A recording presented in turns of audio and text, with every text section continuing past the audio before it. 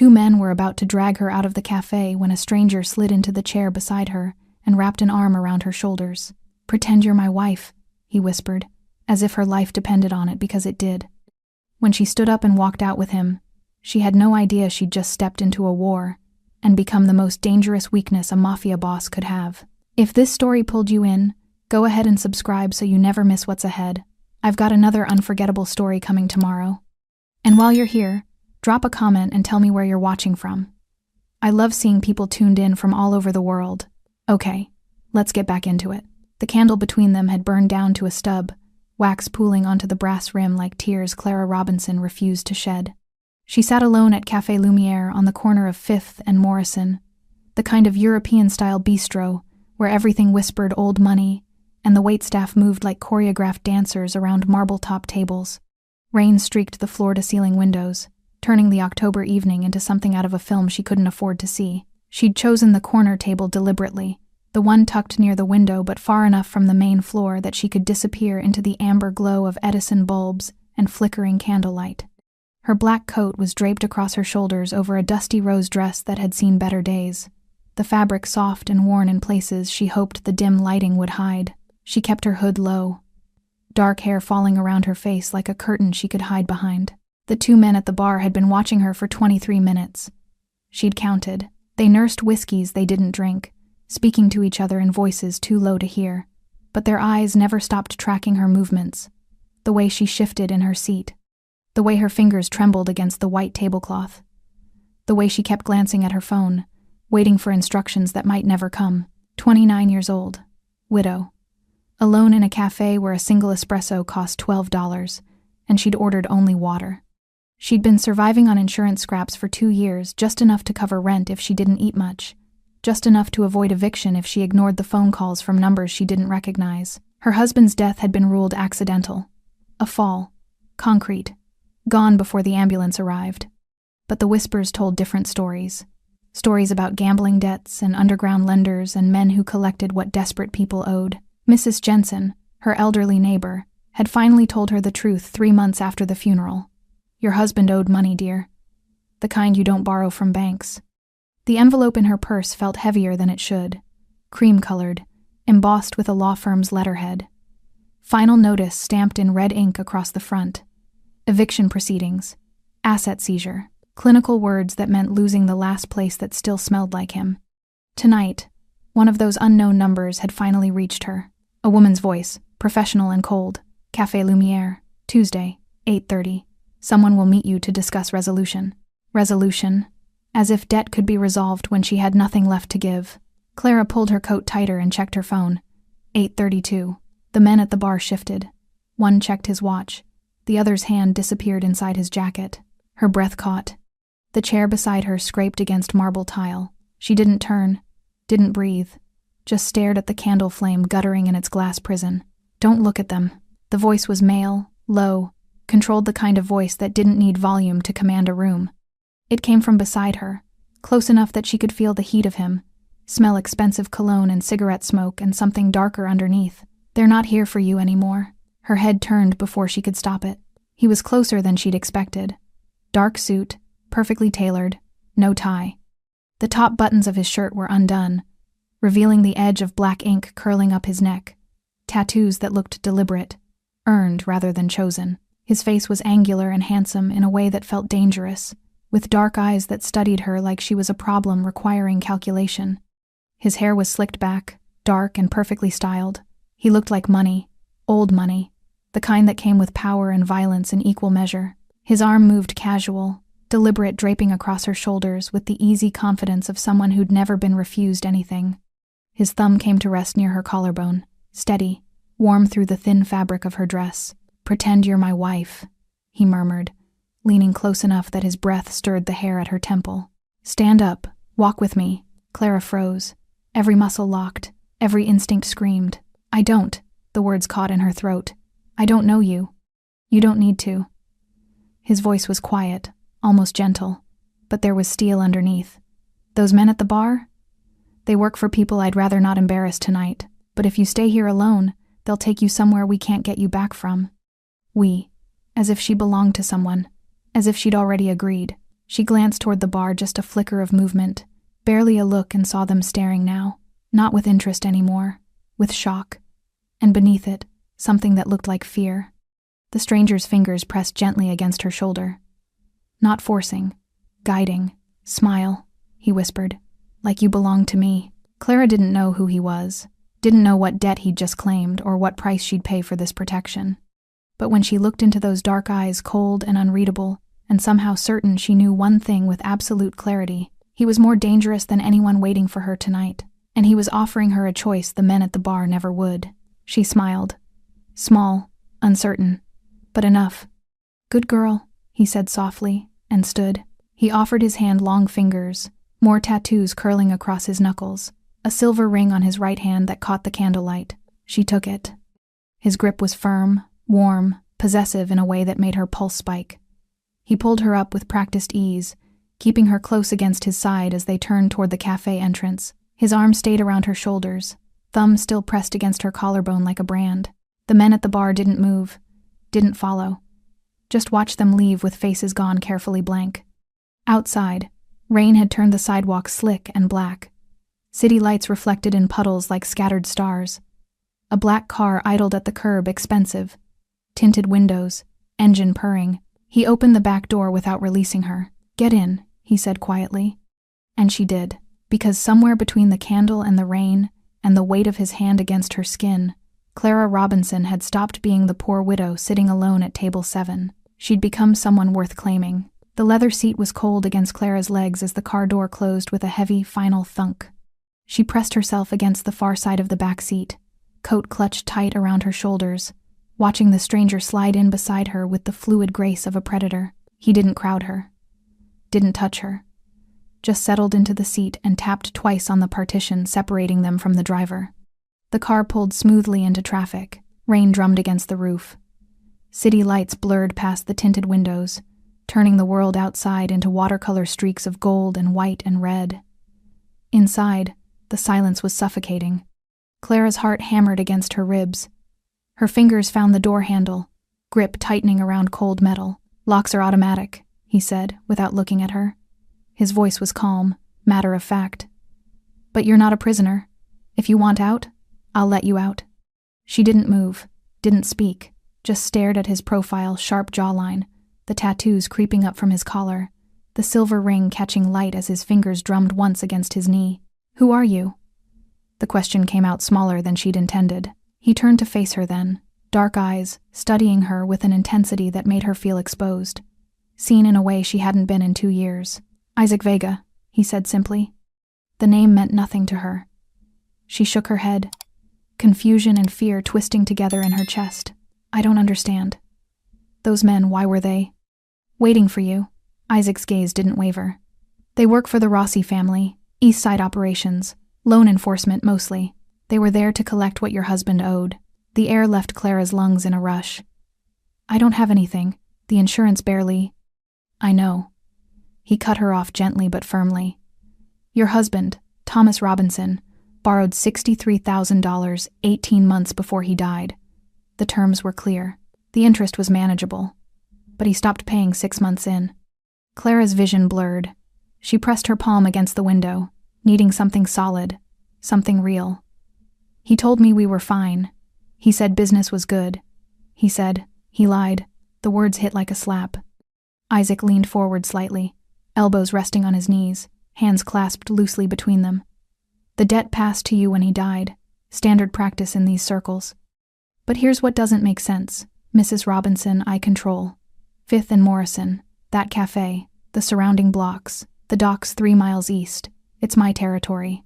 Anyone operating collection in my area clears it through me first. Clara's breathing was shallow now, panic crawling up her throat. I don't understand what that means. It means, Isaac's voice dropped lower, harder. No one authorized those men to be there tonight. No one cleared your debt for collection. Someone sent them anyway. The car turned left, away from her neighborhood, heading toward the glittering high-rises of the financial district. Clara's pulse spiked. Where are we going? Somewhere safe while I figure out who's playing games with my territory. Isaac straightened, reaching into his jacket. Clara flinched, but he only pulled out a phone, sleek, black, expensive. He typed something quickly, then looked at her again. Your husband didn't just borrow money, Clara. He borrowed it from people connected to my operations, but I never authorized the loan, and I sure as hell didn't authorize tonight's collection attempt. Then who did? That's what I intend to find out. He slipped the phone back into his pocket. Someone's using your debt to provoke something, to test boundaries, to see if I'm paying attention. Clara's mind raced, trying to process information that didn't fit together. My husband, he just owned a small business. Import goods. He didn't. Import goods. Isaac's expression shifted, something dangerous flickering behind his eyes. What kind of goods? Electronics. Small shipments from overseas. He had a warehouse on the East Docks, but it closed after he died. I couldn't afford to keep it running. Isaac was quiet for a long moment. Too quiet. When he spoke again, his voice was carefully controlled. East Docks. Which terminal? 7. Why does that? Terminal 7 is Rossi territory. Or it was until 3 years ago when I bought the operational rights. Isaac's jaw tightened. Your husband was importing through a terminal that changed hands. Someone either didn't tell him, or he didn't care. The pieces were falling into place, but the picture they formed made Clara's stomach turn. You're saying my husband was smuggling something. I'm saying your husband was a middleman who didn't know the game changed while he was playing it. Isaac's gaze softened, just fractionally. And when he couldn't pay, someone decided to use his debt as leverage against me. Clara pressed her hands against her face, coat slipping from her shoulders. 2 years. 2 years of grief and shame, and struggling to survive. And it had all been part of something bigger, something she'd never asked for. I didn't know, she whispered. I swear to God I didn't know any of this. I believe you. She looked up sharply. Why? Because if you'd known, you wouldn't have shown up alone tonight wearing a dress you bought 2 years ago with an eviction notice in your purse. Isaac's voice was quiet but certain. You'd have run, or you'd have asked for help. You wouldn't have sat in that cafe like a lamb waiting for slaughter.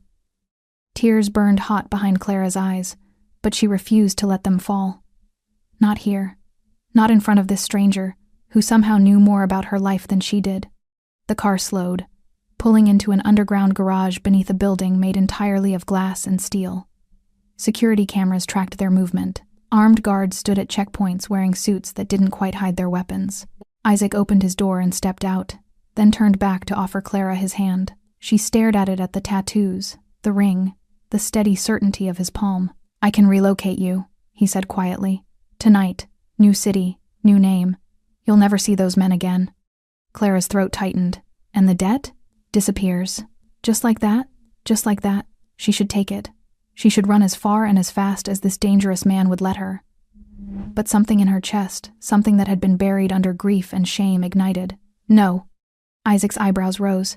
No? Clara stepped out of the car without taking his hand, coat falling to the leather seat behind her. She stood in her worn, dusty rose dress under fluorescent lights and met his dark eyes with fire she'd forgotten she possessed.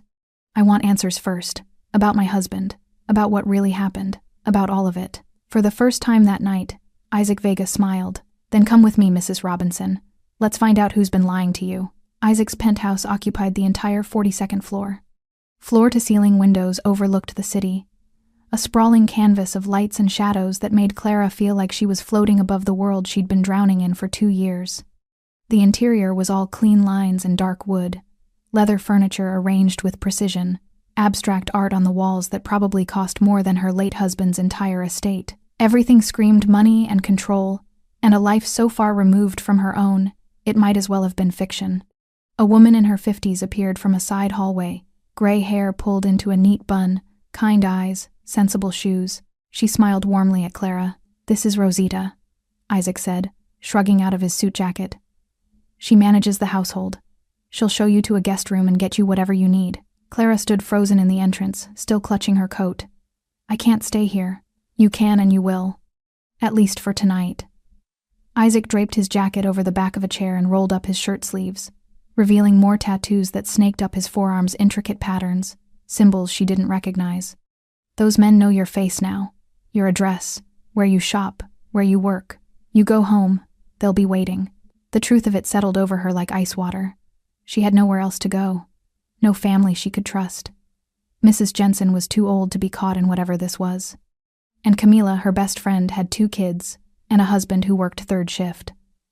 Clara couldn't bring this darkness to her door. "Just tonight," she whispered. Isaac nodded once. "Just tonight. Until I know what we're dealing with."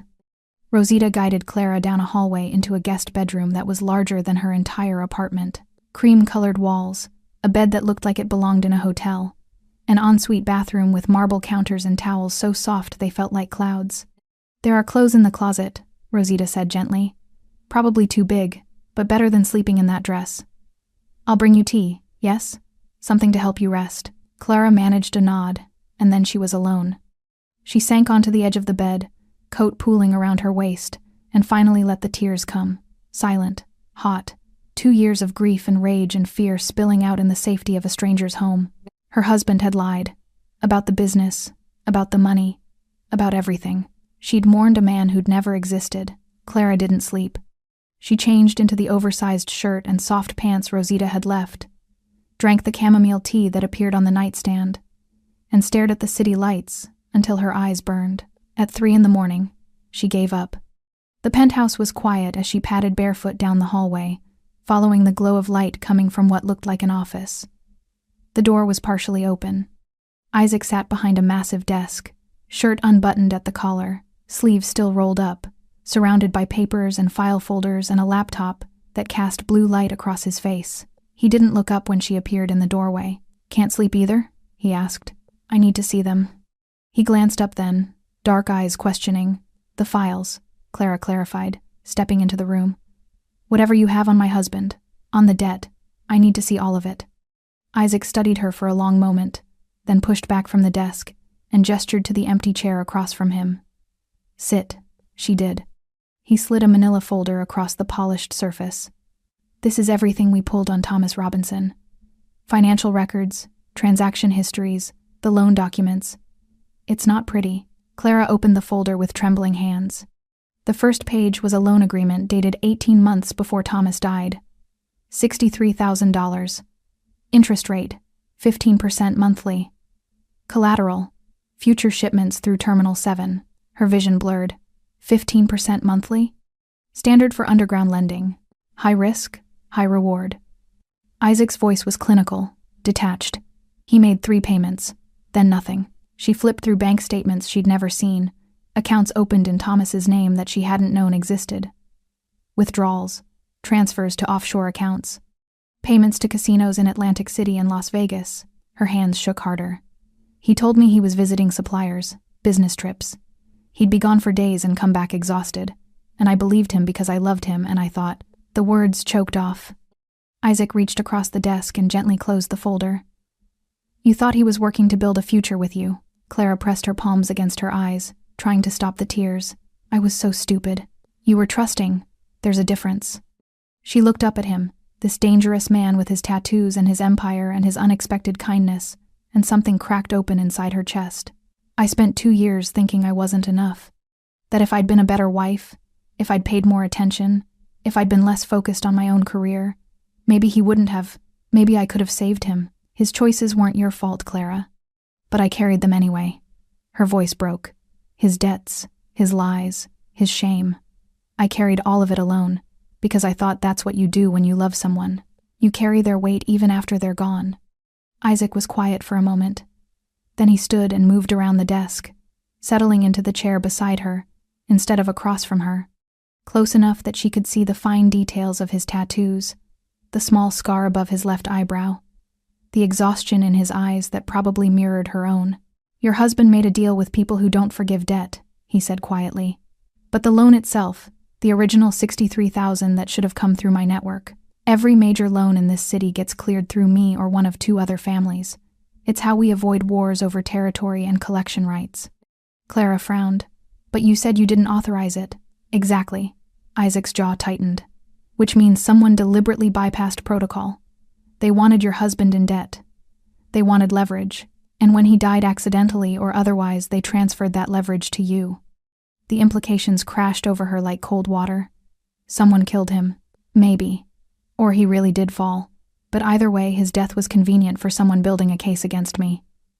Isaac's gaze turned fierce. "You weren't just bait tonight, Clara. You were a message. a test to see if I'd protect territory that was technically mine, but practically ignored. And you did? Yes. Why? He was quiet for so long she thought he wouldn't answer. Then, because you sat in that cafe wearing a dress you couldn't afford to replace, waiting to negotiate a debt you didn't deserve to carry, and you didn't run, you didn't cry. You didn't beg, you just waited. Like you'd already accepted that the world was cruel and there was nothing left to do but face it with whatever dignity you had left. His hand moved slowly, carefully, and brushed a tear from her cheek with his thumb. I've seen a lot of people break under less, Clara Robinson. But you didn't break. You bent. And that's rarer than you know. She couldn't breathe, couldn't think, could only feel the warmth of his hand against her face and the weight of truth settling between them. What happens now? She whispered. Isaac's expression hardened. Now we find out who set this in motion, and we make them regret it. Morning light filtered through the floor-to-ceiling windows, turning the city below into gold and glass. Clara woke, disoriented, wrapped in sheets softer than anything she'd ever owned, in a room that smelled like expensive laundry detergent and safety. It took 3 full seconds to remember where she was. Isaac Vega's penthouse, 42nd floor, a world away from the cramped apartment with its leaking faucet and unpaid bills stacked on the kitchen counter. She found Rosita in the kitchen, a gleaming space of marble and stainless steel pouring coffee into delicate porcelain cups. Good morning, mija, the older woman smiled warmly. Sit, I made breakfast. Clara perched on a bar stool, accepting the coffee with both hands. The kitchen opened onto the main living area where 3 men in dark suits spoke in low voices near the windows, not threatening. Just present, watching, security, Rosita explained quietly, following Clara's gaze. Mr. Vega doesn't take chances. Where is he? Conference call. He'll be out soon.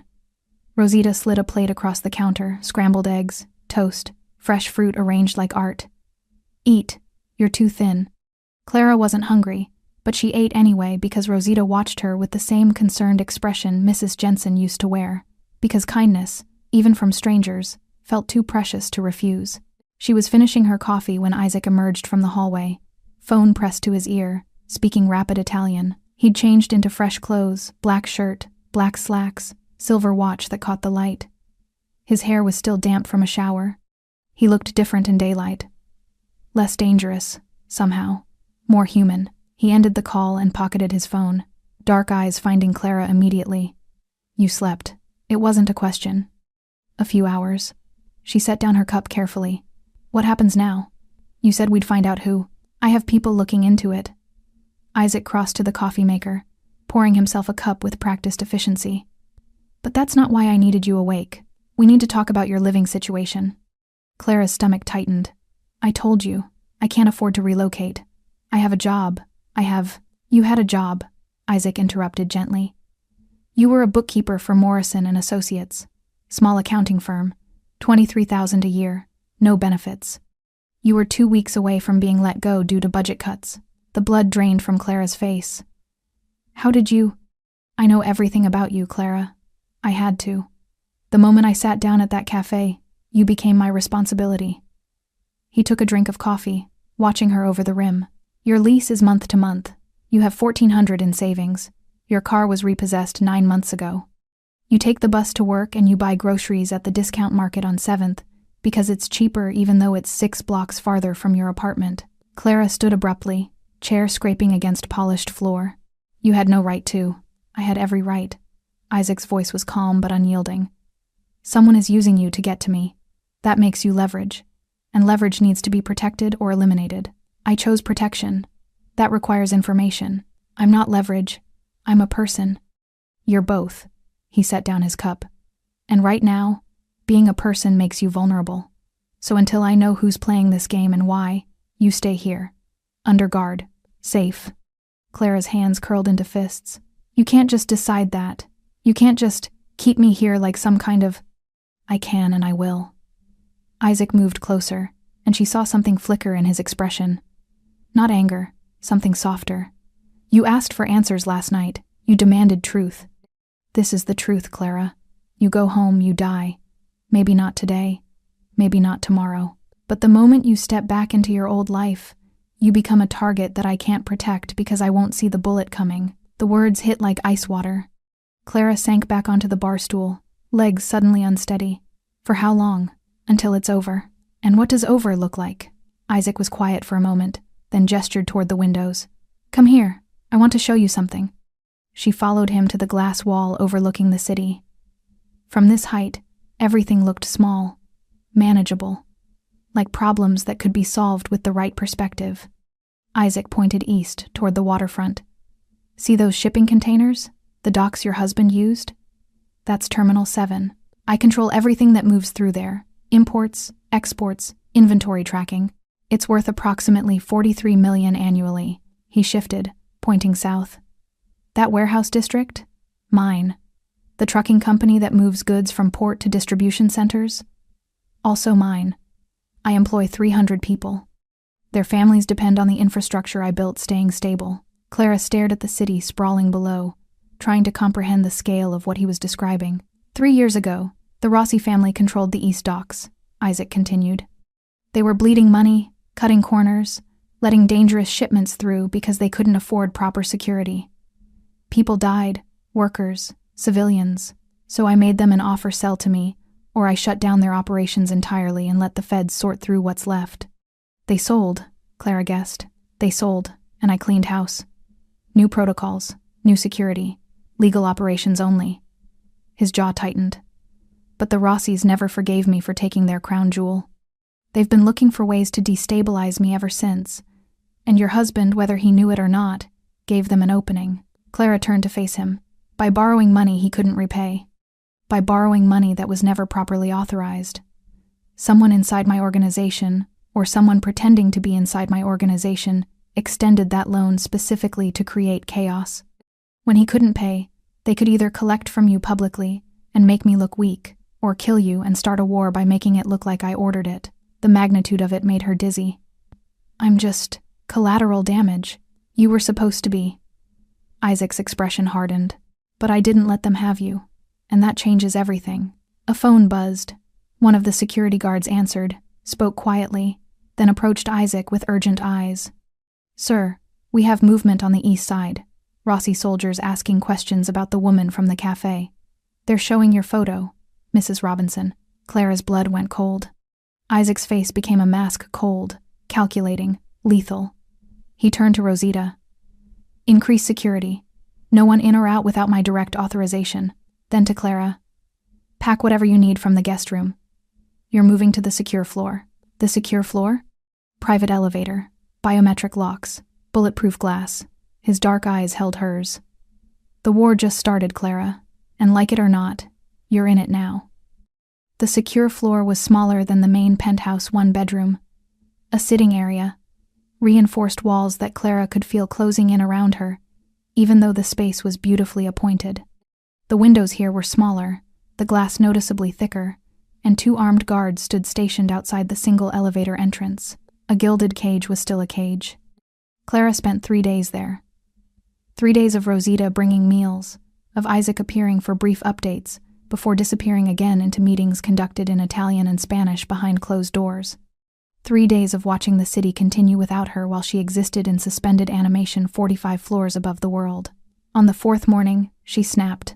I need to leave, she told Isaac when he arrived with his morning coffee and his perpetually furrowed brow. Just for an hour. A walk. Fresh air. Anything. He didn't even look up from his phone. No, I'm not asking permission. That got his attention. He set down his coffee, dark eyes studying her with that unnerving intensity. You're not a prisoner, Clara, but you're also not stupid. You know what's waiting out there. I know I'm going insane in here. She gestured at the elegant space that felt more like a tomb with each passing hour. You have people looking for answers. You have security everywhere. You have the entire city mapped out like a chessboard, but I'm just sitting here, waiting. Like I've been waiting for 2 years. Isaac's jaw tightened. What do you want from me? I want to matter. I want to be part of finding out who did this, instead of being the helpless widow you have to protect. You do matter. That's why you're here. No, I'm leverage here. You said it yourself. Clara moved closer, refusing to back down even when every instinct screamed that confronting a man like Isaac Vega was dangerous. I spent 2 years carrying my husband's shame. I'm not spending another day being someone's weakness. For a long moment, he just stared at her. Then, unexpectedly, he smiled. Small. Almost invisible. But there, get dressed, he said quietly. Something comfortable. You're coming with me. 20 minutes later, Clara found herself in the back of Isaac's car again, but this time heading away from the city center toward the industrial waterfront. The secure guard's 2 men Isaac called Torres and Mitchell sat in the front seat, weapons visible in shoulder holsters. Where are we going? Clara asked. You wanted to matter. Isaac didn't look at her, just watched the warehouses and shipping containers slide past the window. So you're going to help me with something I can't do alone. They pulled up to a modest office building, tucked between 2 larger warehouses. The sign read, Coastal Imports, in faded letters. Isaac's hand found the small of Clara's back as he guided her inside, through a lobby that smelled like old coffee and paper, up a narrow staircase to the 2nd floor. A woman in her 60s sat behind a desk buried in file folders. She looked up when they entered, her expression shifting from confusion to recognition to fear in rapid succession. Mr. Vega, she stammered, standing quickly. I didn't know you were coming. I would have. Sit down, Patricia. Isaac's voice was calm but commanding. This is Clara Robinson. She needs to see her late husband's shipping records. Everything from the last 2 years he was alive. Patricia's eyes widened. I'm not sure I'm authorized to. You're authorized. Isaac pulled out a chair for Clara, then leaned against the desk with casual authority. Thomas Robinson used this office to coordinate his imports through Terminal 7. I need to know exactly what he was shipping, where it came from, and who he was working with. The older woman's hands trembled as she turned to her computer. It'll take me a few minutes to pull everything. We'll wait. Clara sank into the chair, heart pounding. She glanced at Isaac. You think his shipments are connected to the debt? I think your husband was moving product he didn't declare, and someone was using him to do it. Isaac's expression was unreadable. The question is whether he knew what he was carrying. Patricia printed stack after stack of documents, customs forms, shipping manifests, payment receipts. Clara spread them across an empty desk, and for the first time in 4 days, she felt useful. This was what she knew. Numbers, records, finding patterns in data. Isaac watched her work, silent and focused. Here, Clara said after 30 minutes, pointing to a series of shipments. These don't match. He declared electronics small shipments, low value. But the container weights are off. Way off. A shipment of phones and laptops shouldn't weigh 3 tons. Isaac leaned over her shoulder, close enough that she could smell his cologne. What else? The payment structure is weird. He's paying port fees that don't align with the declared value, like he's paying for extra security that shouldn't be necessary for legal goods. Because they weren't legal goods. Isaac's voice was hard. He was running something else in those containers. Weapons, probably. Maybe pharmaceuticals. Clara's stomach turned. He wouldn't. He would, and did. Isaac straightened, pulling out his phone. Patricia, I need copies of everything. Every record Thomas Robinson touched in the last 3 years. The woman nodded, fingers flying over the keyboard. Clara stared at the documents, at the evidence of her husband's crimes laid bare in black and white. He used me. All those nights he came home exhausted, telling me about supplier meetings and shipping delays, and he was smuggling weapons. He was a middleman, Isaac corrected quietly. Someone else was running the operation. Your husband was just the face, the legitimate business owner who could sign customs documents without raising red flags. And when he wanted out, they killed him, or let him die. Same result. The elevator dinged behind them. Torres appeared in the doorway, his expression grim. Sir, we have a problem. Isaac's entire body went rigid. Talk. Rossi soldiers just hit Mrs. Robinson's apartment building, kicked in her door, tore the place apart looking for documents. Clara's breath caught. Mrs. Jensen, my neighbor. She's fine, already relocated by our people. Torres hesitated. But they left a message, sir. They took Mrs. Robinson's wedding photo, the one from her nightstand.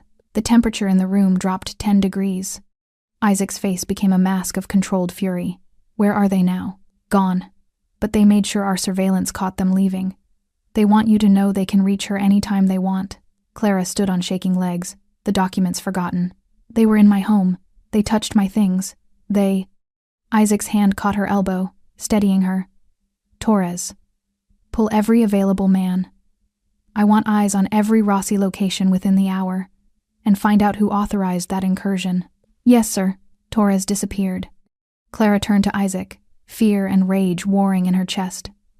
"What does this mean?" His dark eyes met hers, and for the first time since the café, she saw something that might have been worry. "It means they're not playing games anymore. They're sending a message." His grip on her arm tightened. "You're not just leverage, Clara. You're the weakness they think they can use to bring me down." "Then what do we do?" Isaac's expression hardened into something terrifying and absolute. "We prove them wrong." The penthouse felt different when they returned. The air was charged, electric with tension. Isaac's security team had doubled men in dark suits, stationed at every entrance, phones buzzing constantly. Weapons no longer concealed, but openly displayed. Clara recognized the shift immediately. This wasn't protection anymore. This was preparation for war. Isaac disappeared into his office with 4 men she'd never seen before. Older, harder, with faces that had seen violence and delivered it in equal measure. Their voices carried through the closed door, low and rapid in a mixture of English and Italian. She stood in the living room, feeling useless again, when Rosita appeared with chamomile tea and concern etched across her face. "You should rest, mija. You look pale." "I can't rest." Clara wrapped her arms around herself, still seeing her apartment in her mind. Door kicked in, belongings scattered. The sanctity of her last private space violated. They were in my home. They touched everything I had left of him. "Mr. Vega will handle it." That's what everyone keeps saying. But what does handle it mean? More violence? More people hurt because I'm...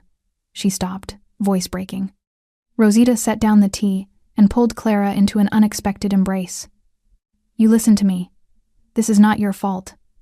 These men, they would have found some excuse for war whether you existed or not. You are just the match." The kindling was already there. Clara pulled back, wiping her eyes. "I don't want to be the reason people die." "Then help Mr. Vega find who lit the fire." The office door opened. One of the older men emerged, salt and pepper hair, expensive suit, a scar running from his temple to his jaw. He nodded curtly to Clara as he passed, followed by the others. Isaac appeared in the doorway, exhaustion written across his face. "Clara, I need you." She followed him into the office where papers covered every surface maps of the city, financial records, photographs of men she didn't recognize. He gestured to a laptop open on the desk. "You're good with numbers, with finding patterns." He pulled up a series of spreadsheets. "These are my organization's loan records for the past 3 years. Every transaction, every payment, every outstanding debt. I need you to find anything that doesn't match protocol." Clara sank into the chair, studying the screen. "What am I looking for?" "Loans that were issued without my authorization, without proper channels." Isaac leaned against the desk beside her. "Someone in my organization has been operating outside the system. Your husband's loan wasn't the only one. I'm certain of it." She scrolled through the data, her bookkeeper's brain automatically categorizing, cross-referencing. "You think someone's been running their own operation using your name?" "Yes, and using the profits to fund something I can't see yet." His phone buzzed. He glanced at it, frowned, then ignored it. "The Rossis are old school. They don't have the capital or the infrastructure to challenge me directly. But if someone inside my organization is feeding them resources, they could destabilize you from within," Clara finished. "Exactly." She worked in silence for 20 minutes, Isaac pacing behind her, taking calls in Italian that grew increasingly tense. Finally, she stopped. "Here." She pointed to a cluster of transactions. "These loans, 15 of them over 18 months, were all issued by the same loan officer. But they're structured differently than your standard protocol. Higher interest rates, shorter payment windows, and look at the collateral terms." Isaac leaned over her shoulder, close enough that she could feel the heat radiating from him. "Terminal access. They're all leveraging port access. Like my husband's loan." Clara's pulse quickened. "But these are larger amounts, and none of them list a guarantor approval code. Every other loan in your system has one except these 15. Isaac's jaw clenched. "Who issued them?" She clicked through to the loan officer information. A name appeared. Dominic Ferraro, Senior Operations Manager, East Docks Division. The room went very still. "Dom." Isaac's voice was barely above a whisper, but it carried the weight of betrayal. "He's been with me for 8 years. since I took Terminal 7 from the Rosses. Clara turned in her chair to face him. Is it possible he's still loyal to them? That he never really switched sides? It's possible. Isaac's expression had gone cold, calculating. Or he was turned. Money, threats, family leverage. There are a dozen ways to flip someone. He pulled out his phone, typed quickly, then waited. 30 seconds later, it buzzed with a response. His face darkened. What? Clara asked. Dom called in sick this morning. First time in 8 years. Isaac pocketed his phone. Torres is checking his apartment now. You think he ran? I think he knows we're getting close. The elevator dinged. Torres burst into the penthouse, his usually composed face flushed with urgency. Sir, you need to see this. He handed Isaac a tablet. On the screen was security footage from the underground garage, grainy, black and white, time-stamped from 40 minutes ago. Clara watched as a man in a dark coat emerged from the elevator, looked directly at the camera, and smiled. Then he raised his hand and drew a finger across his throat. That's Dom, Isaac confirmed, his voice like ice. There's more. Torres swiped to another video. He uploaded this to a private server 20 minutes ago. It's set to broadcast publicly in 12 hours, unless he deactivates it. He pressed play. The video showed Clara in the cafe 4 nights ago, sitting alone at her table. Then Isaac sliding into the chair beside her, his arm around her shoulders, his mouth close to her ear. The footage was clear enough to see the intimacy of the moment. The protective way he held her, the way she'd taken his hand and stood, and beneath the video a caption, Vega's new weakness, the widow who'll start a war. Clara's blood went cold. He's going to expose you, she whispered. Show everyone that you're protecting me, that I matter to you. Yes. Isaac's expression was murderous. And when the other families see that footage, they'll know exactly where to apply pressure. Torres spoke carefully. Sir, we can find him. We can stop the broadcast, but we need to move now. Isaac stared at the frozen image on the screen, Clara's face caught in candlelight, fear and hope warring in her expression. Then he looked at her directly, and she saw the decision forming behind his eyes. No, his voice was absolute. We don't hide from this. We use it. Clara stood. What are you talking about? Dom thinks you're my weakness. The Rossies think you're leverage they can exploit. A dangerous smile curved Isaac's mouth. So we let them try. We arrange a meeting. Neutral ground. We offer and exchange you for information about who's been running the unauthorized loans. You want to use me as bait, Clara said slowly. I want to draw out everyone who's been playing games with my territory. Isaac moved closer, his eyes burning with intensity. But I won't do it without your consent. This is dangerous, Clara. More dangerous than anything you've faced so far. She thought about her apartment, violated and empty. About her husband's lies that had followed her even into death. About 2 years of being powerless, while the world made decisions for her. When? She asked. Isaac's smile widened. Tomorrow night, the docks, where all of this started. Clara took a breath and met his gaze without flinching. Then let's finish it. The docks at night were a different world. Shipping containers stacked like metal mountains, floodlights casting harsh shadows across concrete, the smell of salt water and diesel thick in the air. Clara stood beside Isaac's car, the cold October wind cutting through the black coat Rosita had insisted she wear proper this time, tailored and warm, not the borrowed armor from the cafe. Isaac stood 5 feet away, phone pressed to his ear, flanked by Torres and Mitchell. Another dozen men she recognized from the penthouse were positioned throughout the dock on container tops, behind forklifts, invisible in shadows but undeniably present. You don't have to do this, Isaac said for the 3rd time in the past hour. Clara pulled the coat tighter. Yes, I do. They'd gone over the plan a dozen times. Dominic Ferraro had agreed to the meeting neutral ground, minimal security, an exchange of information. He wanted assurances that Isaac wouldn't retaliate against his family. Isaac wanted the names of everyone involved in the unauthorized loan operation, and Clara was the guarantee both sides would negotiate in good faith. Headlights appeared at the far end of the dock. 2 black SUVs, moving slowly across the broken asphalt. They stopped 50 yards away, engines idling, high beams painting Isaac and Clara in harsh white light. Isaac's hand found her elbow. Stay behind me until I say otherwise. 4 men emerged from the vehicles. Clara recognized Dominic from the security photos, mid-40s, stocky build, receding hairline. The other 3 were younger, harder, with the cold eyes of men who'd killed before and would again without hesitation. But it was the fifth figure that made Clara's breath catch. A woman, tall, elegant, silver hair pulled into a sleek chignon, wearing a charcoal suit that probably cost more than Clara's annual salary. She moved with the confidence of someone who owned every room she entered. "Isabella Rossi," Isaac murmured. "Family matriarch. I wasn't expecting her." The group stopped 20 feet away. Isabella stepped forward, her age-lined face beautiful in its severity. "Isaac Vega." Her voice was cultured, accented with old-world Italian. "You've caused quite a disruption to my evening." "Isabella, still playing games with other people's territories, I see." "Territories." She smiled without warmth. Such a masculine concept. Borders and boundaries and lines in sand. When really, business is much simpler than that. It's about leverage. And you, dear boy, have handed me the perfect leverage.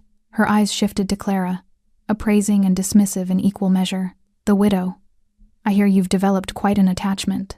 Clara forced herself to meet that cold gaze without flinching. Isaac's voice went hard. "This meeting was with Dominic, not you. Dominic works for me now. He has for the past year." Isabella gestured, and Dominic stepped forward reluctantly. "He's been very useful. Issuing loans in your name. Creating debt you didn't authorize. Building a paper trail that makes you look either incompetent or complicit."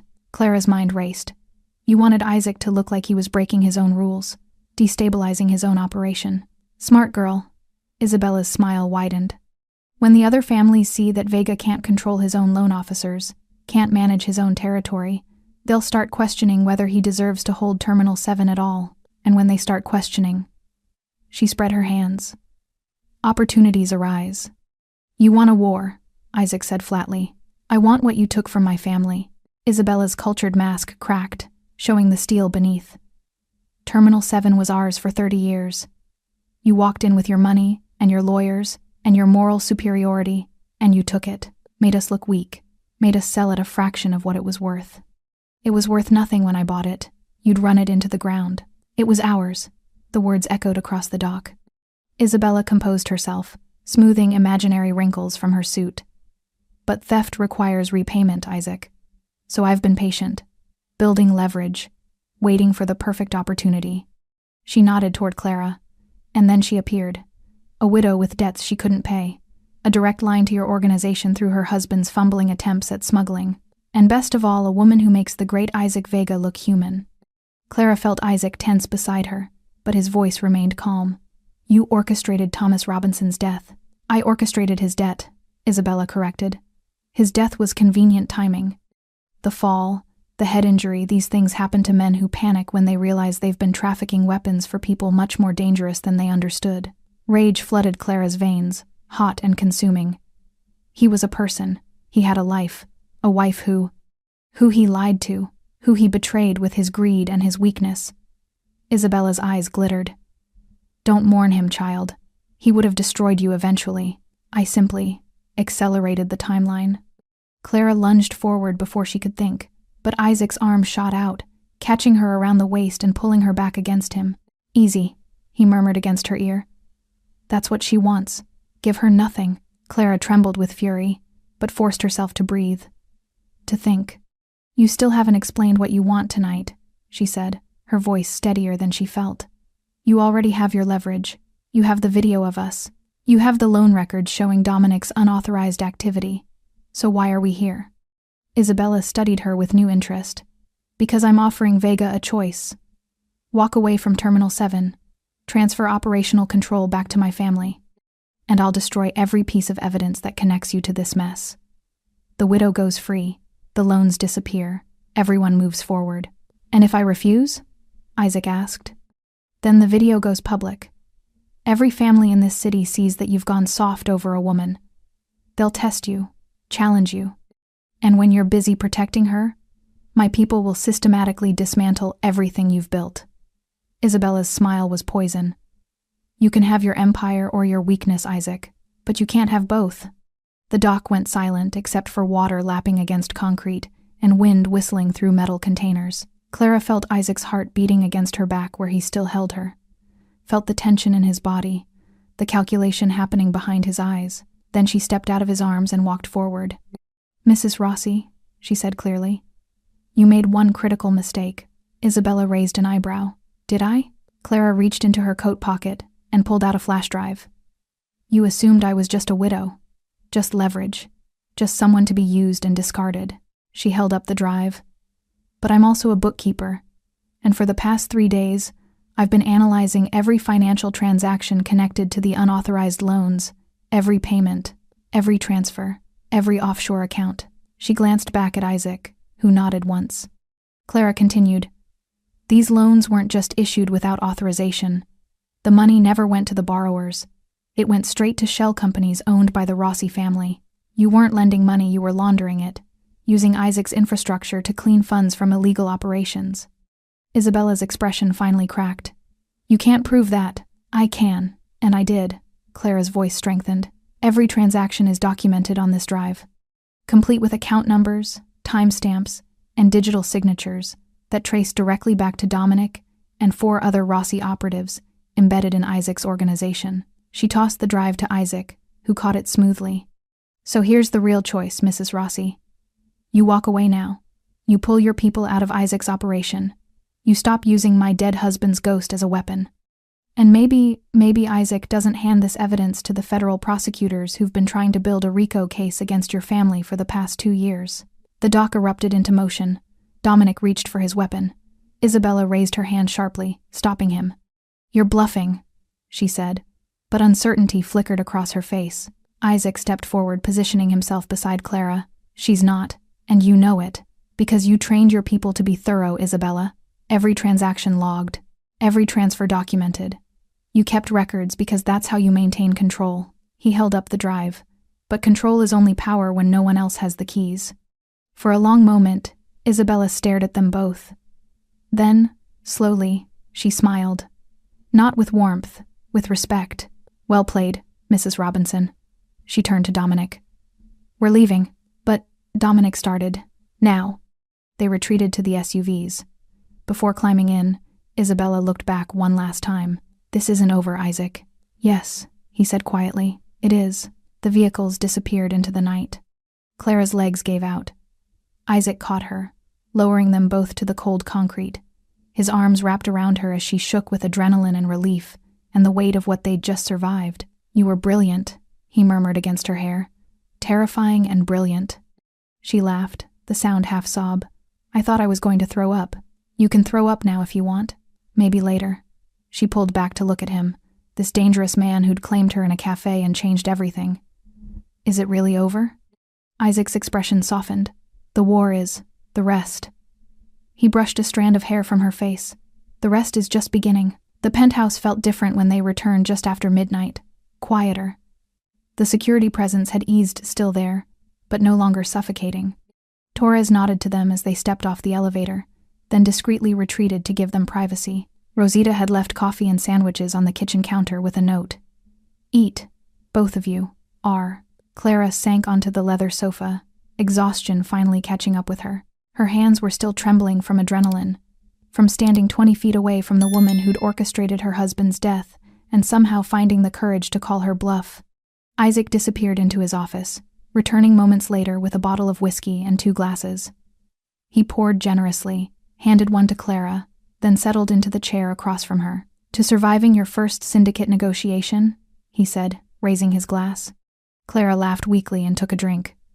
The whiskey burned all the way down, warming her from the inside out. Is it always like that? No. Usually there's more shooting. Isaac's expression was serious, but his eyes held a glimmer of something lighter. You handled yourself better than men I've worked with for years. I was terrified. I know. That's what made it brave. They sat in comfortable silence for a moment, the city lights twinkling through the windows like 1,000 distant promises. Then Isaac leaned forward, elbows on his knees, glass dangling between his fingers. There's something you need to know. About your husband.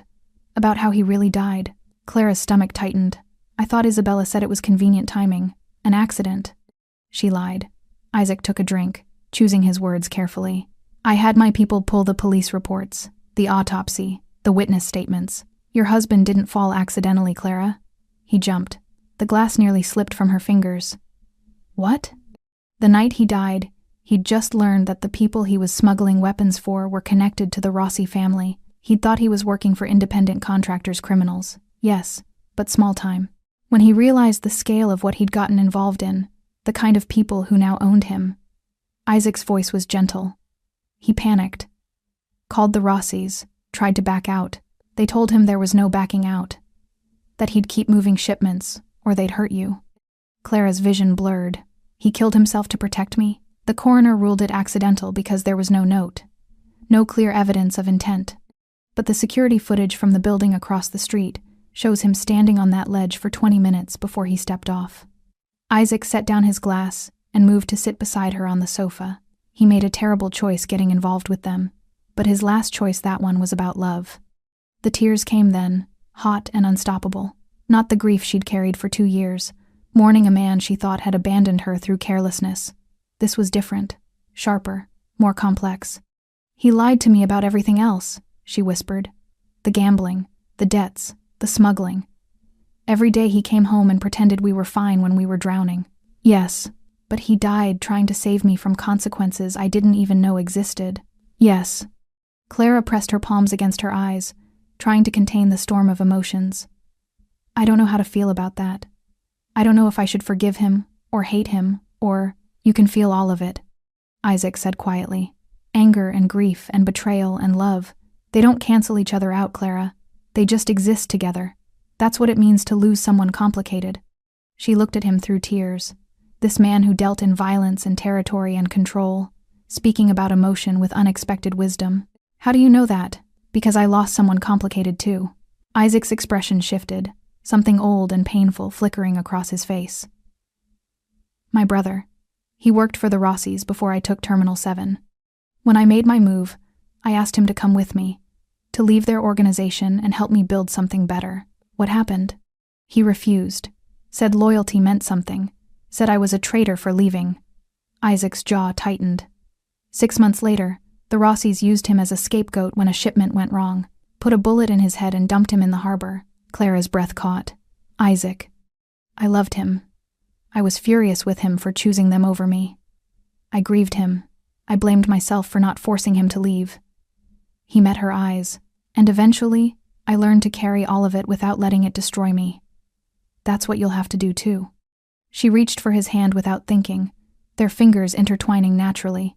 His grip was warm, steady, anchoring her to the present when the past felt like quicksand. Thomas made terrible choices, she said slowly, working through the thoughts as she spoke them. He lied. He gambled. He got involved with people who destroyed him, but he also loved me enough to die rather than let them use me. Yes. I can mourn that love, while still being angry about the lies. Yes. Clara took a shaky breath, and I can let him go. Finally. Really let him go. Isaac's thumb traced circles against the back of her hand. That's the hardest part. Letting go of who you thought they were and accepting who they actually were. The good and the terrible all mixed together. How long did it take you? To let go of my brother? Isaac considered. Years, but I was doing it alone. I didn't have anyone to tell me it was okay to feel everything at once. And now I do. Clara looked at their joined hands, at the tattoos curling up his wrist, at the physical manifestation of a connection she hadn't asked for but couldn't imagine losing. You saved me, Isaac, at that cafe, in the parking garage, at the docks tonight. You keep saving me. No. He shifted closer, his free hand coming up to cup her face with surprising gentleness. You saved yourself, Clara. I just gave you the space to do it.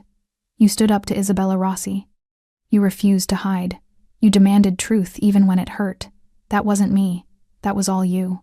She leaned into his touch, something warm and terrifying and inevitable blooming in her chest. What happens now? Isabella said she'd back off, but she will. For now. The evidence you compiled is too damaging. She can't risk a federal investigation. Isaac's expression grew serious. But you can't go back to your old life, Clara. Your apartment is compromised. Your identity is known to people who might not honor Isabella's retreat. You need protection. A new start. Are you asking me to stay here? I'm offering you options.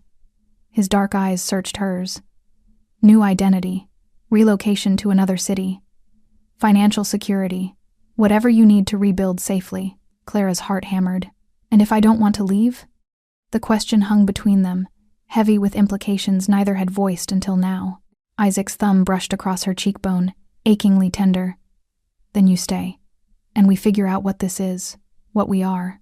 What are we? Clara whispered. I don't know yet. His honesty was devastating. But I know I've never let anyone speak in my negotiations. I've never brought anyone to the secure floor. I've never cared whether someone stayed or left until you. Clara's tears had stopped, replaced by something deeper. A choice she'd been moving toward since the moment he sat beside her in that cafe and whispered, "Pretend you're my wife." I'm not ready for this, she admitted. I'm still grieving, still angry, still figuring out who I am without Thomas's ghost following me. I know, but I don't want to leave. Isaac's smile was small, genuine, transformative. Then don't. He leaned forward slowly, giving her time to pull away, to refuse, to choose differently. She didn't. Their lips met softly, tentatively, a question and an answer all at once. Clara's hand came up to rest against his chest, feeling his heartbeat strong and steady beneath expensive fabric and warm skin. When they pulled apart, her voice was barely above a whisper. I'm still a mess. I run a criminal empire, Isaac replied. We're both complicated. Clara laughed, the sound lighter than anything she'd felt in years. Where do we even start? Here. He stood, pulling her up with him. Now, with truth and time and no more pretending. She looked around the penthouse, this place that had been a cage and a sanctuary, and everything in between. Okay, she said softly. Let's start here. 3 days after the docks, Clara woke to find Isaac already gone. A note on the kitchen counter in his precise handwriting. Rooftop. Come when you're ready. She found Rosita preparing breakfast, humming softly to herself. He's been up there since dawn, the older woman said with a knowing smile. Thinking too much, that one. Maybe you can help him stop. Clara accepted coffee and a croissant, then took the private elevator that led to the building's rooftop garden, a space she hadn't known existed until now. The doors opened onto an urban oasis. Potted trees, carefully maintained flower beds, a small fountain that somehow made the city noise fade into background whisper. And at the far edge, leaning against the glass barrier overlooking the city 45 stories below, stood Isaac. He'd shed his usual armor, no suit jacket, just a white shirt with sleeves rolled to his elbows, dark slacks, his hair slightly disheveled from the wind. He looked younger like this, less untouchable. You found me, he said without turning. You left instructions. Clara joined him at the railing, setting her coffee on the wide ledge. This is beautiful. I didn't know this was here. I bought the building partly for this space, somewhere I could think without walls closing in. He glanced at her, something vulnerable in his expression. I wanted to show you. Before what? Isaac turned to face her fully, the morning sun painting gold across his features. Before I say something that changes everything, and you decide whether you want to stay or run. Clara's heart kicked against her ribs. Isaac. That night at the cafe. He cut her off gently. I told you I was protecting territory, that those men were a threat to my operations, that you were leverage I couldn't afford to lose. I remember.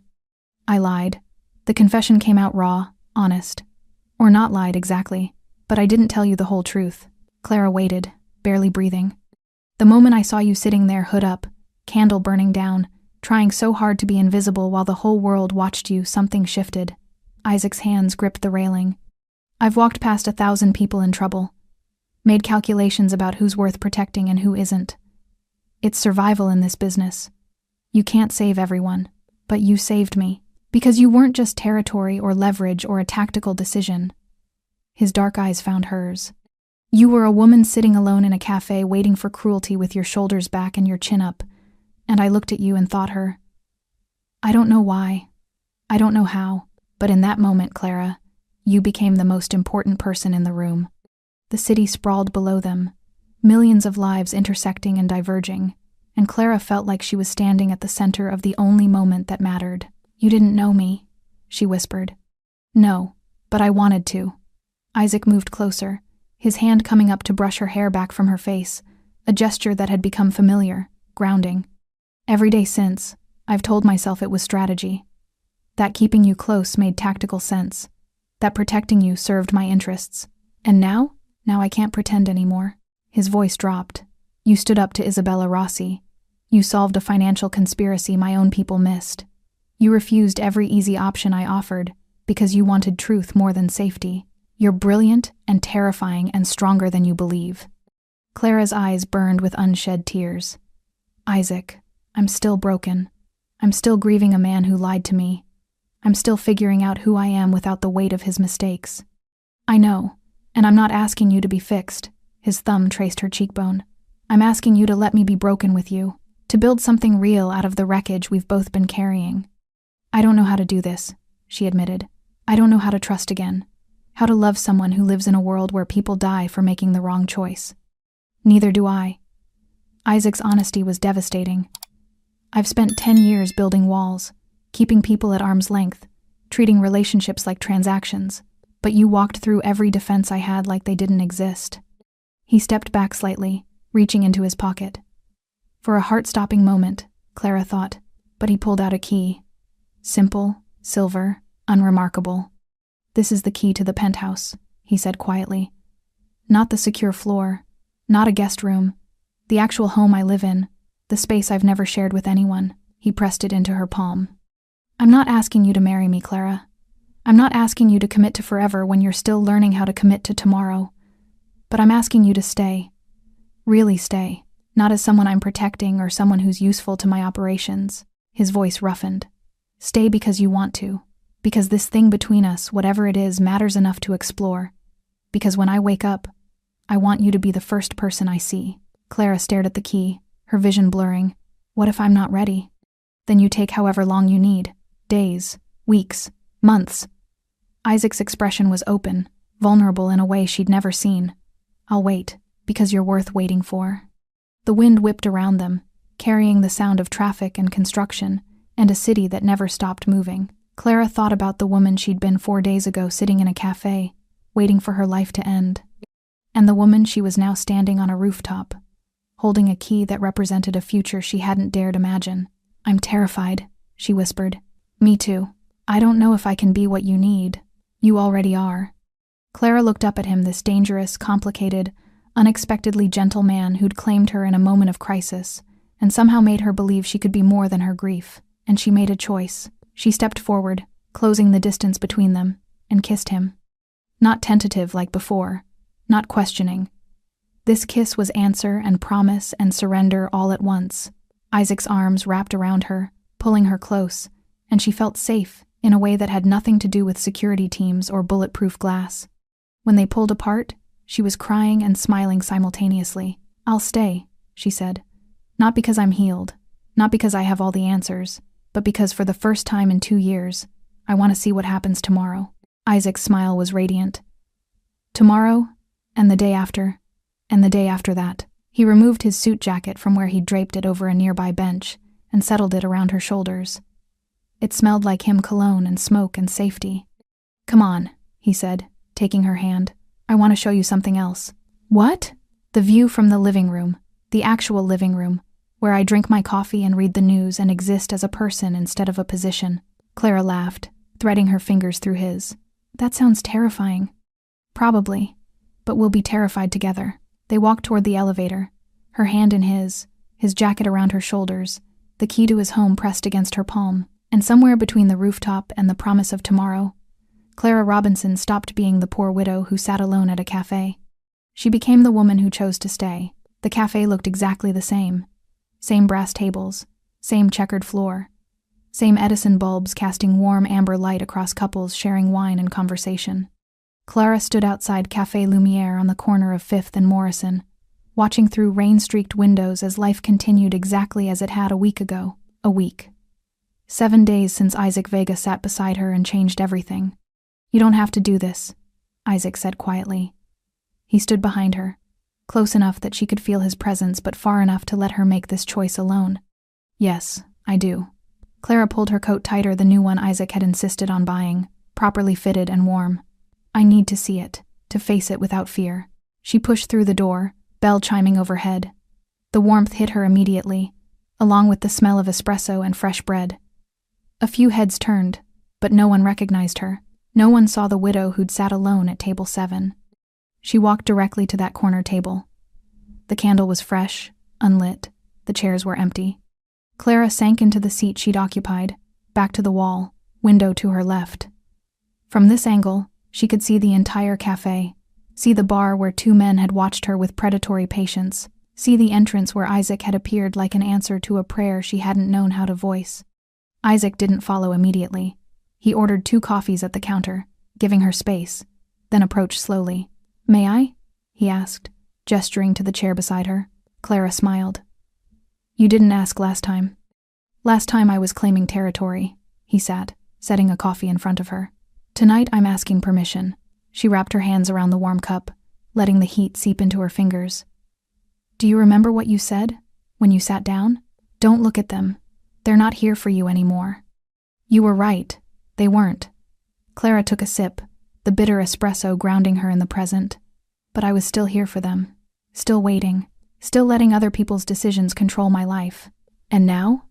She looked around the cafe at the couples, the solo diners reading books, the barista crafting intricate foam art.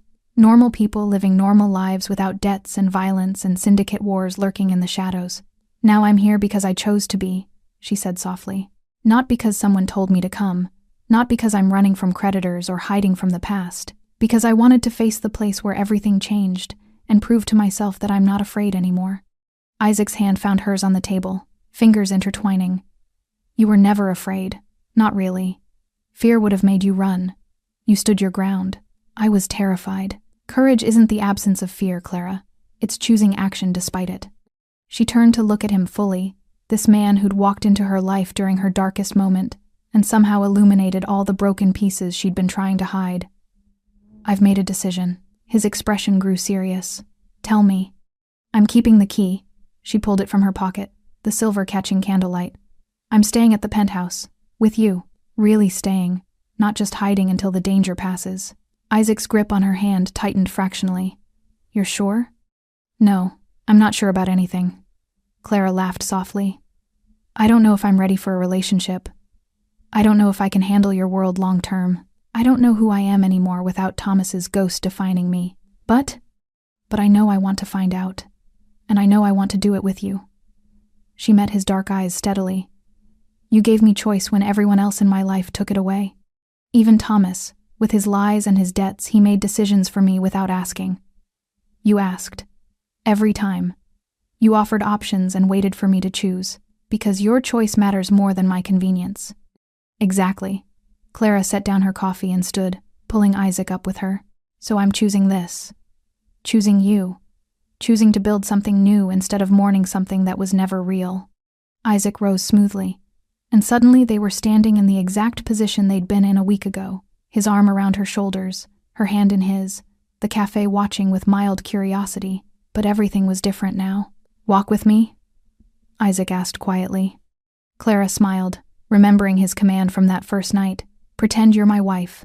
Stand up. Walk with me." "I'm not pretending anymore," she said. "Neither am I." They walked toward the exit together. Not fleeing, not hiding, simply leaving because they'd chosen to. Outside, rain had turned the sidewalk slick and reflective. The black car still waited at the curb, Torres behind the wheel, but Isaac made no move toward it. Instead, he turned Clara to face him, cupping her face in both hands. "I need you to understand something," he said seriously. "My life is complicated, dangerous. There will be threats. There will be decisions that keep me awake at night. I can't promise you safety or simplicity. I don't want simplicity. I want truth. Then here's truth." His thumbs brushed across her cheekbones. "I'm falling in love with you, Clara Robinson. Have been since the moment you looked at me in this cafe and decided to trust a dangerous stranger over certain destruction. And if you stay, if you really choose this, I will spend every day proving that your trust wasn't misplaced." Clara's breath caught. The words she'd been afraid to name, afraid to feel, suddenly spoken aloud with devastating clarity. "I don't know if I love you yet," she admitted. "I don't know if what I feel is love or gratitude or just connection after so much isolation. That's okay. But I want to find out. I want time to discover who we are when we're not running from threats or solving conspiracies. I want normal moments and complicated conversations and the chance to build something real. Then that's what we'll do." Isaac's smile was soft, genuine. "Starting now. What do you want to do tonight? No obligations, no security concerns. Just you and me in the city. Clara considered, then grinned. I want terrible takeout and a movie I don't have to think about. I want to sit on your very expensive sofa in comfortable clothes and just exist, without danger or drama or life-changing revelations. That might be the best offer I've had all week. He opened the car door, and she slid in. But this time, she didn't press herself against the far side. She settled in the middle, and when Isaac joined her, she leaned against him naturally.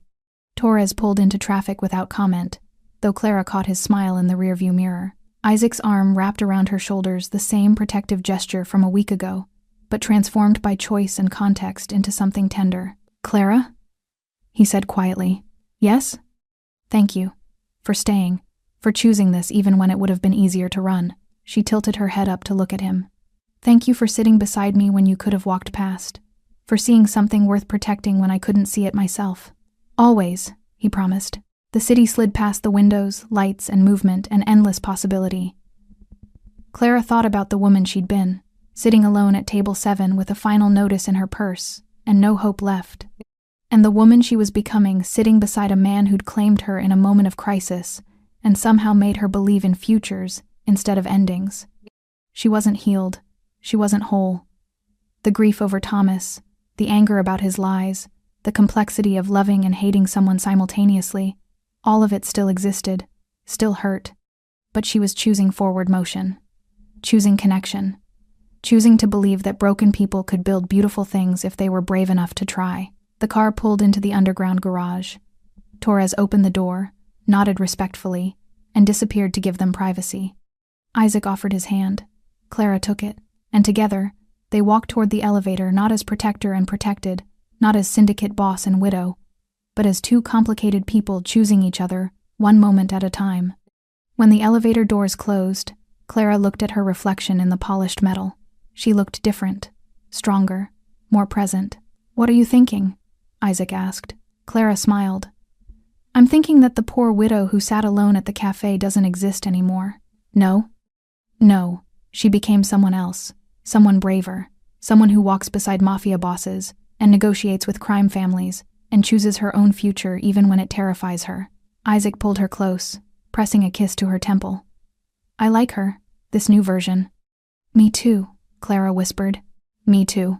The elevator rose toward the penthouse, toward home, toward tomorrow, toward all the complicated, beautiful, terrifying moments waiting to be chosen.